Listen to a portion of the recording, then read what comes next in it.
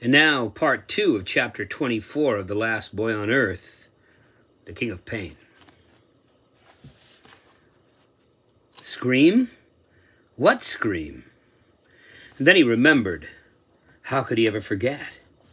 Noah's house, the realization that he was all alone, the whisperer's maddening cacophony in his mind, his mother missing, all those dead bodies in various states of decay, the sudden painful realization that he was all alone.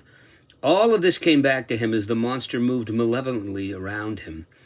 Brady had screamed a scream from the depths of a darkness where no light ever entered.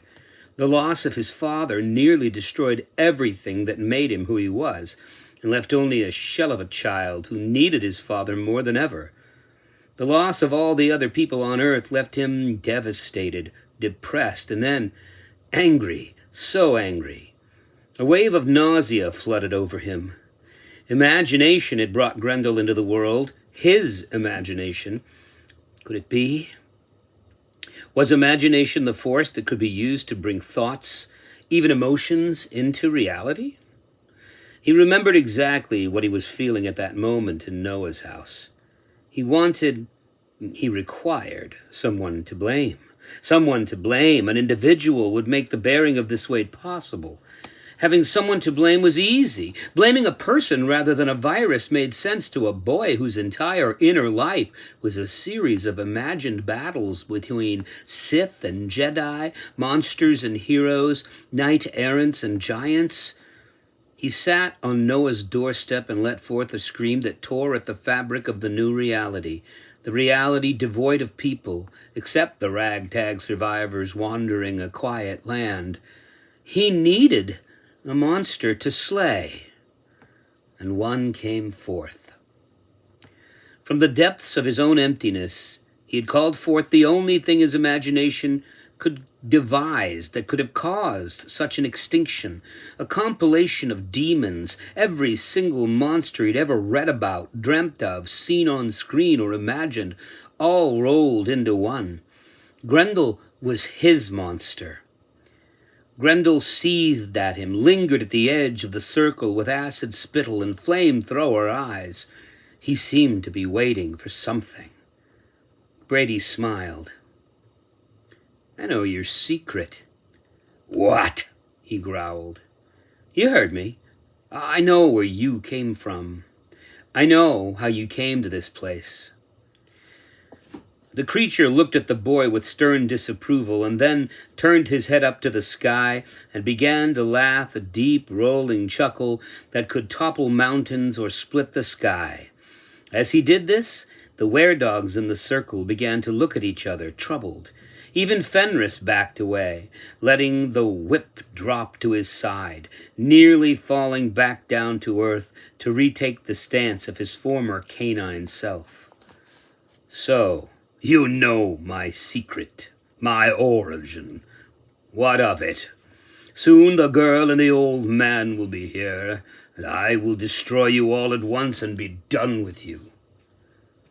What will you do after we're dead? Brady inquired. I will dance about on your graves and bones. I shall sing songs of hatred, said the monster. Then I shall travel the world, gathering forces, altering nature, mutating and destroying life. I will hunt down humans to the last, and send them all down to their doom, and then, when that is done, and only then, I will suffer nature on this miserable world to take her original course before the rise of human life so long ago. Some other species will rise, and I will be here to taunt it. Brady smiled a crooked grin. It's a nice plan, but you have one flaw in your reasoning.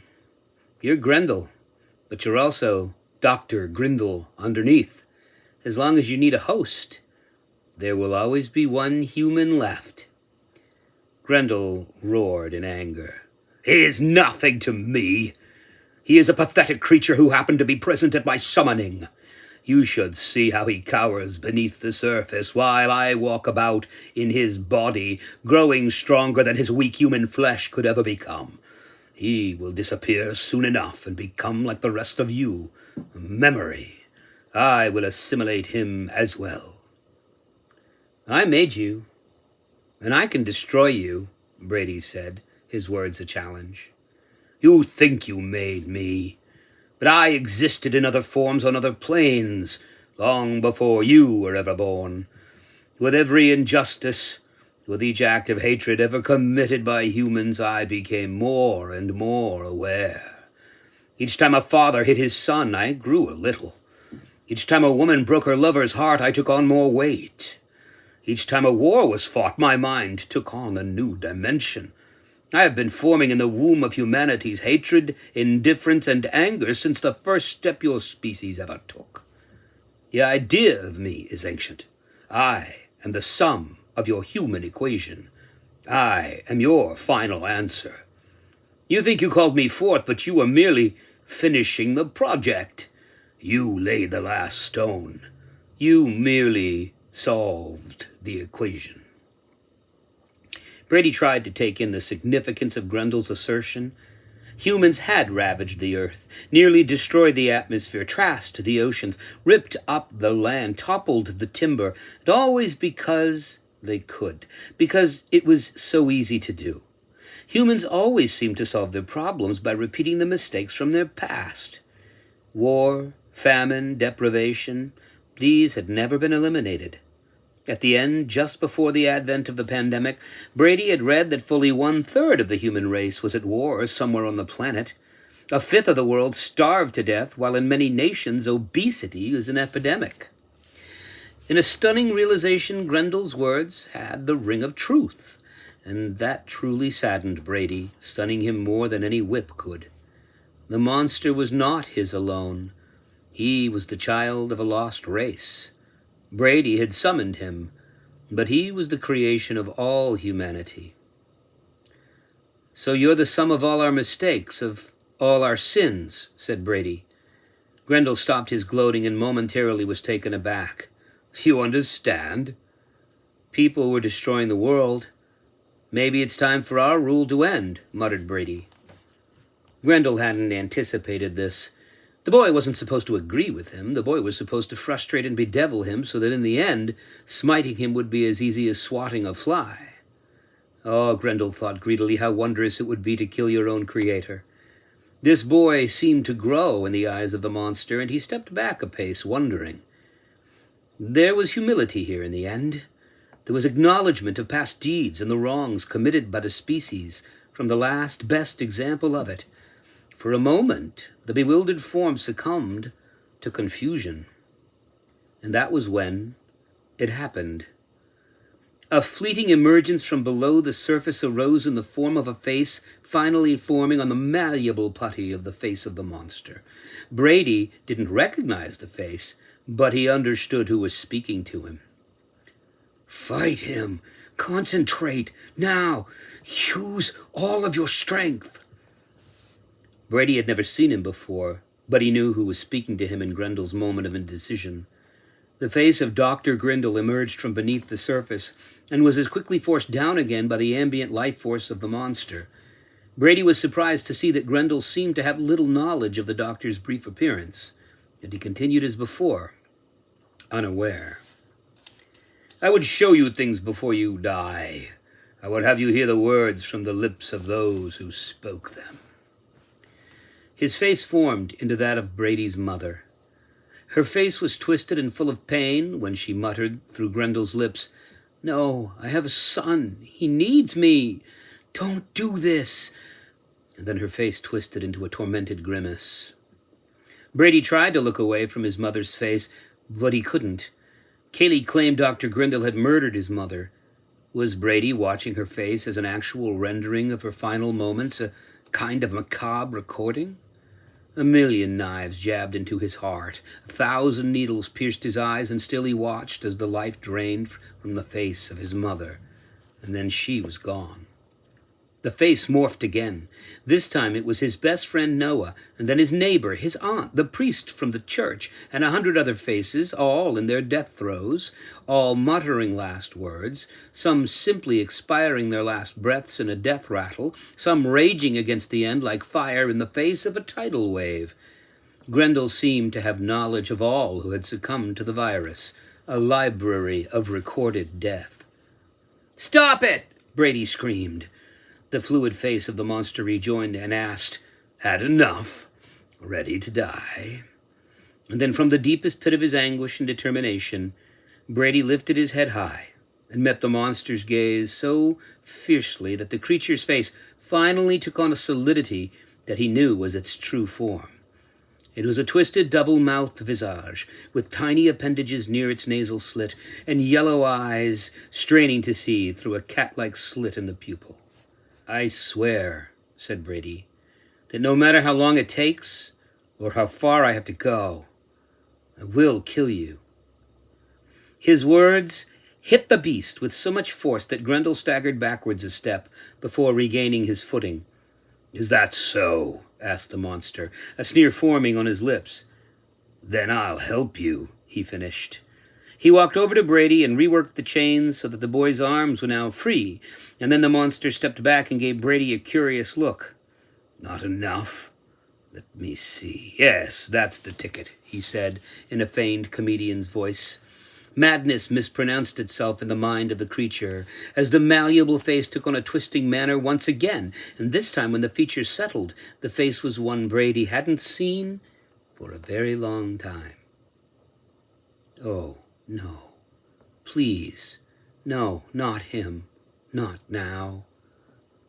"Dad," whispered Brady, his heart in his throat, a broken and pitiable thing. In his father's voice, Grendel said, "I have a present for you, son. This is something fun. You're going to love this." And with that, he gave the signal to Fenris, who fetched an object from behind a tombstone. He grasped it with his one human hand and warily approached the chained boy, placing the object in Brady's hands, scurrying away as quickly as he could. It was a hunting rifle. "There you go, boy. Now you've got the weapon, and you made the promise. Just point it at me and pull the trigger. That's it. You can do it. Come on," he said with all the encouragement that a young father might offer his child just learning to ride his bike. Brady knew in his heart that this monster wasn't his father, but longing is a lonely child within every human heart that seeks and seldom finds. How much would anyone give just to see their loved one's face one more time, to hear their voice, to converse with them, even for a minute? Brady understood the monster's intent, but he was tired, thirsty, and weak. The hunting rifle in his hands was heavy, and handling it felt awkward. Part of his mind insisted, "Shoot him," but another part of his mind said, "This is a trick." Neither of these little voices could compare with the face of his father looking back at him, encouraging him. "What's the matter, Brady boy? You afraid?" "Oh, come on now. It's not your dad. It's a big bad monster." Brady lowered the gun and remained quiet, looking away as a single tear appeared in his eye. The monster began to laugh, and the weredogs began to howl in syncopation. Beyond all measure of cruel intentions, Grendel knew he had won. It hadn't been enough to kill the boy. He wanted to break him first. He wanted to hear the invisible bones of his mind snap and crackle, to rip the veins of hope and desire from the structure of the boy's soul. Brady dropped the rifle on the ground in despair.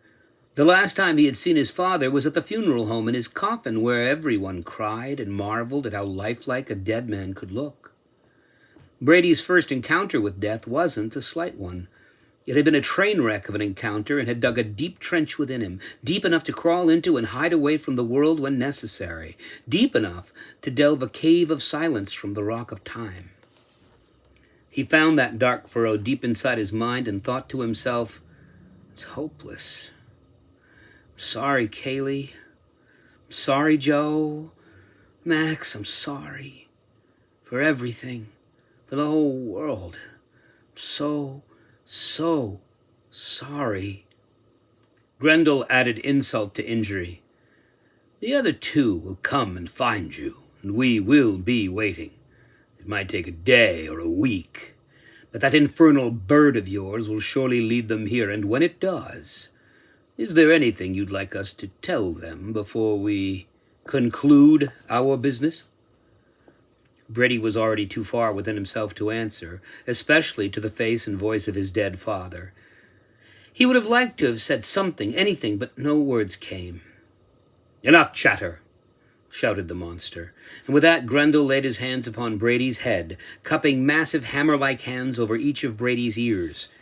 Brady tried to close his eyes, but couldn't help but see his father's face next to his, murder present in his furrowed brow. Brady felt the pressure begin to build on his cranium. The idea that his own father was murdering him predominated his mind, captured his reason, and made any rational thought unbearable. And then a small voice whispered from the darkness and relit the flame that was Brady. It was barely audible, but it was enough to throw just a guiding spark of light against the vast sea of darkness that was the truth. The orphan boy gently whispered, "We're with you. You're not alone." The weredogs gathered closer into a tight circle. Fenris rose on his haunches and held the whip in his one human hand, ready to strike. Grendel's monstrous hands began to squeeze more and more tightly like a vice, causing Brady more physical pain than he had ever endured in his life. "You're not alone," the orphan boy whispered to him, and Brady opened his thoughts to the world, the universe, everything. His mother and father were dead, his friends were too, but he wasn't alone, because in this world of uncertainty and danger, he had found new friends. Grendel claimed that humans were a blight upon the world, but Brady knew the words to a different song. People were a part of nature, not something separate. He had every right to be here now. Things were unfolding, and he was part of the plan. As he concentrated, he could feel the thoughts of all the shades of the cemetery adding their force of will toward his own, bending back Grendel's hands, pushing back against the onslaught on his skull. The force against Grendel continued to grow until, in a moment of exasperation, the monster's hands flew away from Brady's head, and he stepped back several paces, stumbling before regaining his balance. Grendel looked at Brady in anger and surprise, not sure of his next move. Was this possible from such a frail thing as this pitiful human boy? It couldn't be. Fenris was stepping backward, confused. Even Grendel hesitated as Brady looked at him and said, "I will fight you from above, and Dr. Grendel will fight you from below, and together we'll defeat you. The world will rise up against you." At that moment, from beyond the fringe of darkness, navigating through the gravestones and tombs of Mount Hope, came a roaring and a thundering never heard before in all the dark nights of the world. From the darkness and beyond all hope, leading a charge of statues and human forms, with his sword brandished high, ran the bronze form of General Joshua Chamberlain, answering Brady's call. End of chapter.